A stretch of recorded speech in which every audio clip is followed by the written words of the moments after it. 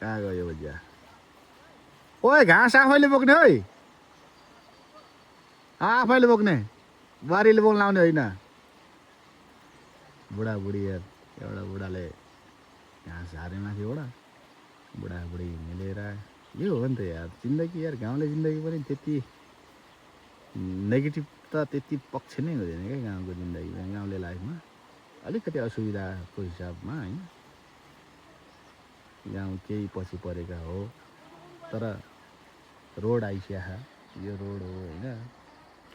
यो pitch road होइन होइन बबाल रोड हो हाम्रो यो रोड भइहाल्यो गाडी आउँछ गइहाल्छन् होइन अनि गाउँले जिन्दगी भनेको एकदमै बेस्ट जिन्दगी हो बस्न खाना लाउन होइन एक्सर्साइजको हिसाबमा यो पहाड होइन हिँड्दा यस्तो एक्सर्साइज हुन्छ त्यो रोग भन्ने त जिरै हो क्या किनकि आधाउधी पानी त आधीउधी रोग त हाम्रो पानीले त्यसलाई निर्मूल पारिदिन्छ पानीले नै हटाइदिन्छ यस्तो खालको पानी पाउँछ क्या हाम्रो फेरि यस्तो खतरा पानी यति मिठो पानी हुन्छ यहाँको अनि यो डाँडा पाखा होइन उकालो ओह्रालो गर्दा यस्तो एक्सर्साइज हुन्छ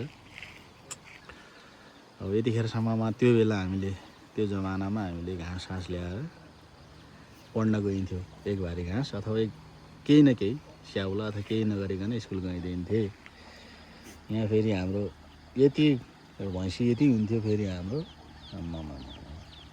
अहिले एउटा कि बाख्रा भन्दा केही पनि छैन त्यो बेला बाख्रा के अरे भैँसी आमामा एक हल गोरु टुट्नु भएन पुरो खेतीपाती हुन्थ्यो हाम्रो खेतबारी अझै यो भन्नु माथि पनि छ धेरै जसो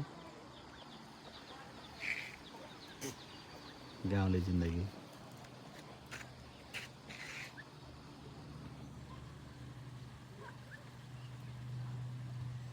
यो दुईटा हो रहेछ त नि ओभरटाई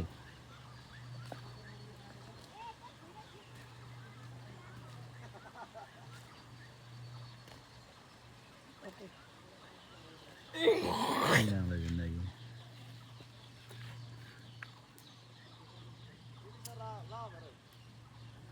यो चाहिँ कोडगाउँ भइहाल्यो होइन तर मौसम क्लियर छैन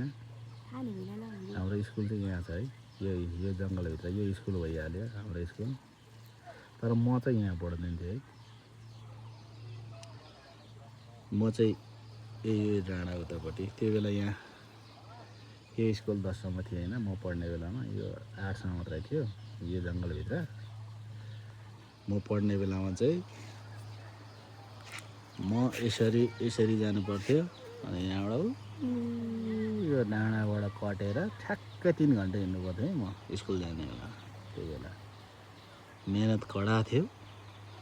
आउने बेलामा ठ्याक्कै 3 वर्ष हुन्थ्यो सरी आउँदाखेरि ठ्याक्कै 3 घन्टा लाग्थ्यो भने जाँदाखेरि चाहिँ 2 घन्टा ओह्रालोमा त्यहाँबाट ओह्रालो 2 घन्टा लाग्थ्यो सायद सिधै यता पर्छ होला अनि आउने बेलामा चाहिँ ठ्याक्कै उकालोमा 2-3 घन्टा लाग्थ्यो क्या मलाई स्कुल आउनलाई त्यसरी सङ्घर्ष गरेर पढेँ हुर्केँ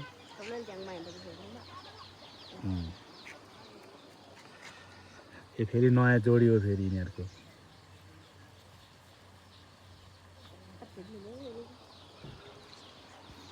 मिलन ए मिलने अझै काट्दैन है